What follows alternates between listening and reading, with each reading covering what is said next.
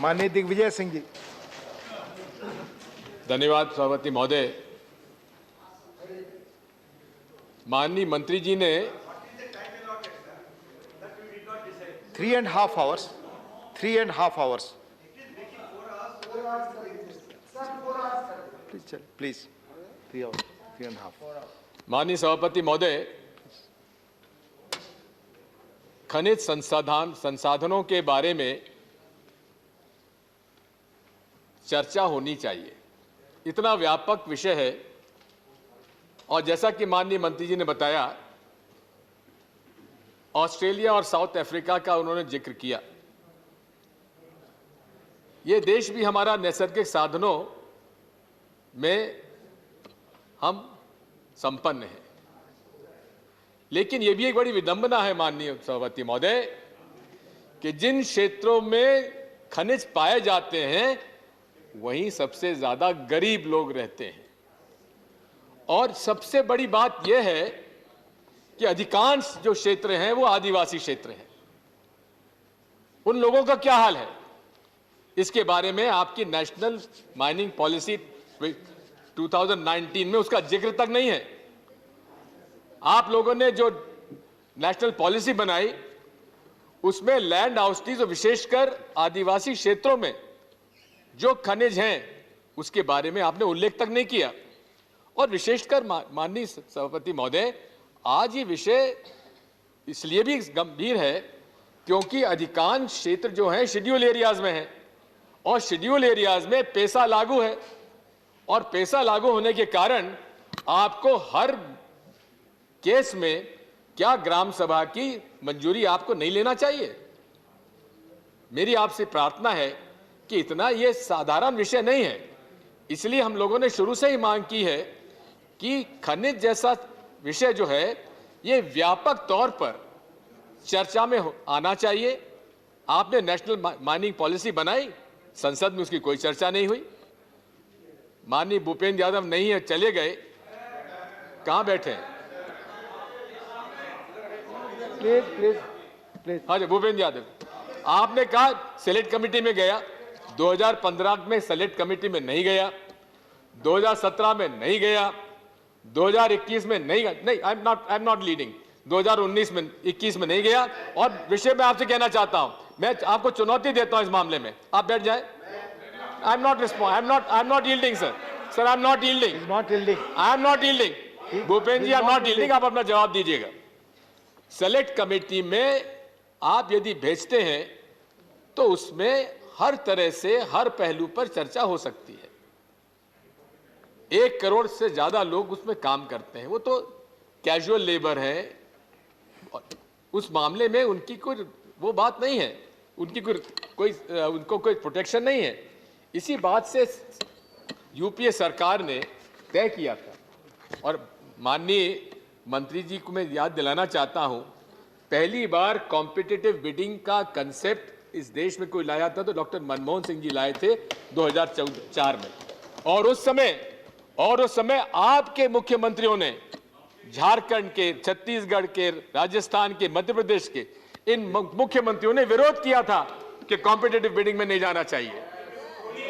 और यही नहीं है माननीय सभापति महोदय, share in profitability of mines का कंसेप्ट यूपीए सरकार 2010 में लाई थी। उन लोगों का भी हक होना चाहिए जिन लोगों की जमीन आप ले रहे हैं, उन लोगों का भी हक होना चाहिए प्रॉफिट में जिनको आप बेरोजगार कर रहे हैं। और इसीलिए ग्रुप ऑफ मिनिस्टर्स का गठन किया था प्रणब मुखर्जी की अध्यक्षता में, जिसमें 26% ऑफ प्रॉफिट का शेयर उन लोगों को देना चाहिए जिनकी जमीन उसमें गई है। यह कंसेप्ट था माननीय सभापति महोदय। और इसी कंसेप्ट और इसी विचारधारा पर हम लोगों को आप मौका दें, हम सेलेक्ट कमेटी में इसको लाना चाहते हैं। बिना चर्चा के आपको जो लाना लाइए, ऑर्डिनेंस ले आइए, पास करा दीजिए, बहुमत है, पास करा दीजिए। आपने बड़ी योजना बताई है, लेकिन मैं आपसे कहना चाहता हूं कि सबसे ज्यादा गरीब लोग सबसे रिच नेचुरल रिसोर्सेज की पर रहते हैं। ये हमारे सामने विडंबना है। मैं आपके सामने बताना चाहता हूं कि एक रिपोर्ट आई है आपके जिसमें कि सोशियो इकोनॉमिक कास्ट सेंसस है गवर्नमेंट ऑफ इंडिया का, उसमें 5,000 से कम आमदनी वाले लोग किस क्षेत्र में हैं? उड़ीसा, हमारे बीजेडी के लोग समर्थन देते हैं भारतीय जनता पार्टी को, कपा और भी देखें, 90.6% of people in Keonjhar are earning less than 5,000 rupees. Sundargarh, 89.8% people living in that district are earning less than 5,000 rupees per month. और उसके बाद वेस्ट बंगाल झारखंड में 53.8, छतरा में 83.2, those who are living below 5,000 rupees per month. This is an issue, मंत्री जी. केवल पैसा कमाना ही नहीं है, पूंजीपतियों का जो आप सहयोग कर रहे हैं वो इसमें परिलक्षित होता है. इसलिए हम आपसे चाहते हैं सेलेक्ट कमेटी में ले जाइए, ताकि गरीबों का हित, मजदूरों का हित और आदिवासियों का हित का भी हम लोग उस पर चर्चा कर सकें. इसी प्रकार छत्तीसगढ़ में दंतेवाड़ा में सबसे ज्यादा आयरन ओर पाई जाती है. वहां 94.7% of people are living below 5,000 rupees per month. Korba 91.3%, Rajasthan Bhilwara 82.5. मैं आपसे अनुरोध करना चाहता हूं, ये socio economic survey caste census जो है गवर्नमेंट ऑफ इंडिया का, उसके आधार पर मैं आपसे ये बातें कर रहा हूं. मैं आपसे ये भी कहना चाहता हूं कि आज इस देश में जो हालात हैं उसमें पूंजीपतियों के पक्ष में पूरे तरीके से पूरी सरकार लगी हुई है. और इसीलिए आप लोगों ने जो कैप्टिव माइंस हैं उसमें भी सेल करने का जो अधिकार 50% तक दिया है, वो इसका एक और लक्षण है. मैं आपसे अनुरोध करना चाहता हूं कि आप लगातार अमेंडमेंट आप लाए रहे, इसका मैंने उल्लेख कर चुका हूं. मैं आपसे अनुरोध यह करना चाहता हूं कि आपने जो मौजूदा कानून लाए हैं उसमें आप कह रहे हैं कि इसमें राज्यों का अधिकार नहीं छिन रहा है. अरे आप सेक्शन 10 ले लीजिए, सेक्शन 11 ले लीजिए. राज्यों को आपने डिस्ट्रिक्ट मिनरल फाउंडेशन का अधिकार बंटन का दिया. अब उस पर आपने अमेंडमेंट कर दिया है कि central government will give the direction. आपने कहा था एक क्लॉज बता दीजिए, मैं आपको बता रहा हूं. क्लॉज 10, क्लॉज 11, ये दोनों के दोनों हैं. राज्यों के अधिकार को आप छीन रहे हैं. डिस्ट्रिक्ट मिनरल फाउंडेशन में भी डायरेक्शन कहां से आएगा? केंद्र सरकार से आएगा. और कॉम्पोजिशन में भी, कॉम्पोजिशन में आप ठीक है, में हमारा पक्ष यह है कि चुने हुए प्रतिनिधि होना चाहिए, तो उसको इस बार डालते क्यों नहीं है? आप कॉम्पोजिशन में किसको डालेंगे? बड़े बड़े पूंजीपतियों का, जिनका हित उसमें समाहित है, उनको ही आप उसमें. This is what I am quoting. मैं क्लॉज 10 का पढ़ रहा हूं. Provided that the central government may give directions regarding composition and utilization of funds. क्या ये राज्यों का अधिकार आप नहीं छीन रहे हैं? माननीय मंत्री जी, इतना आप हम लोग को गुमराह मत किया करिए. ऐसे और कई विषय हैं जिनके बारे में मैं आपसे कहना चाहता हूं. शुरू से नरेंद्र मोदी जी का एक कंसेप्ट है, one nation, one leader, one party. बाकी सब जाए.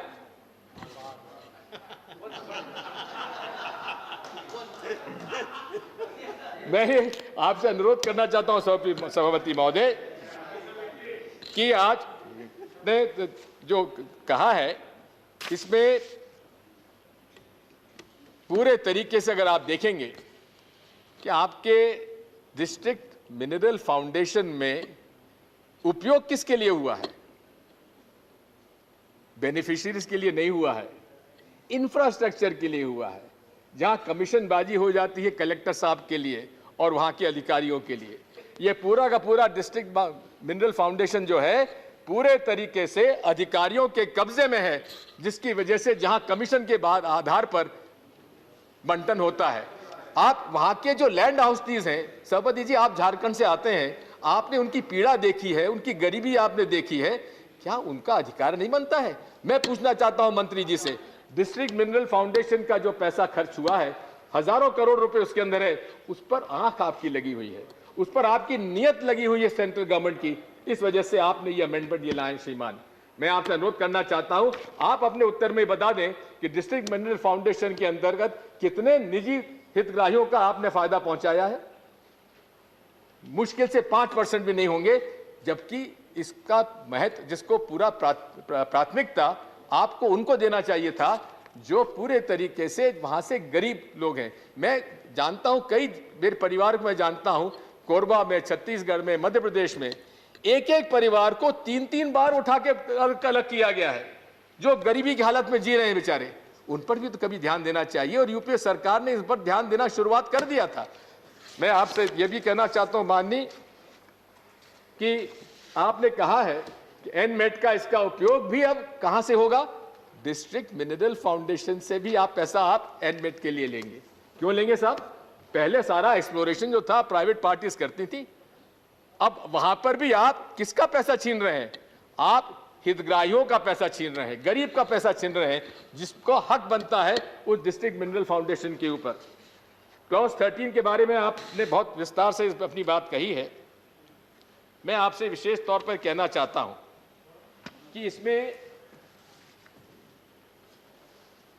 आपने उनको सनसेट क्लॉज आप ले आए हैं। आपने खुद ने कहा 572 ऐसे प्रकरण आएंगे। इसमें मैं आपसे दावे के साथ इस बात को कह सकता हूं कि सारे के सारे प्रकरण जाएंगे ये अदालत में। पहले भी आपने जो कानून लाए थे उसके कम से कम 200 से ज्यादा प्रकरण अदालत में आज लंबित हैं, और वहां माइनिंग नहीं हो पा रही है।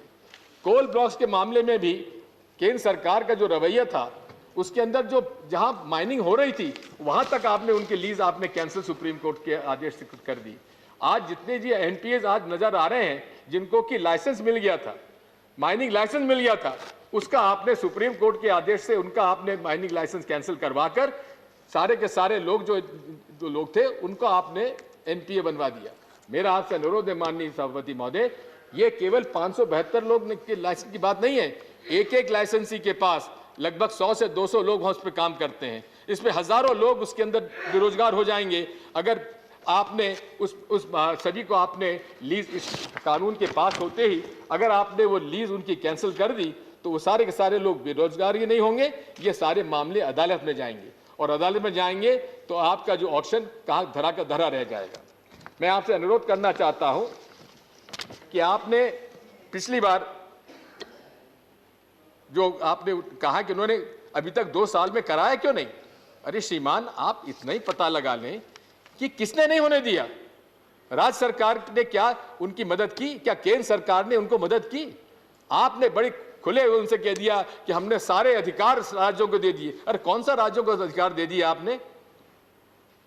क्या एनवायरमेंटल क्लियरेंस का अधिकार आपने राज्यों को दे दिया है?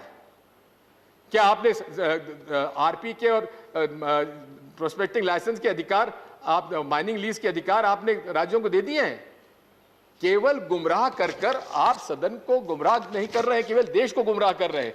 और इससे आपने अपने आप, जब आप ये बिल लाए थे 2015 में, आपने कहा था इतने लाखों करोड़ का हम लोगों ने हमारा रेवेन्यू आएगा। श्रीमान, हमें आप ये बता दीजिए, मैं आपके माध्यम से मंत्री जी से पूछना चाहता हूं, जितने आपने ऑक्शन किए हैं खदानें, कितना रेवेन्यू आया है 6 साल के अंदर? आप जरा बता दीजिए। आपने एनमेट की आप बात कर रहे हैं, जरा बता दीजिए कि एनमेट में कितना पैसा आपने राज्यों को से आपको पास आया है, और कितना पैसे का उपयोग आपने एक्सप्लोरेशन के लिए किया है? 6 साल के अंदर कितना एक्सप्लोरेशन आपने किया है? आप कहते हैं कि 10% आपका जो है हम लोग उसको एक्सप्लोर नहीं कर पाए। ठीक है, पिछली सरकार ने नहीं किया, आप आरोप हम पर लगा सकते हैं, लेकिन इसके अंदर मैं आपसे पूछना चाहता हूं कि 6 साल के अंदर एनमेट के अंदर फाउंडेशन आपने बनाया है, आपने अपने ट्रस्ट बनाया है, उसके अंदर अभी तक कितना पैसा आया और कितना आपने एक्सप्लोरेशन किया है? जरा उसकी जानकारी हमको लाकर दे दें। मैं इसके बाद आपसे ये भी कहना चाहता हूं कि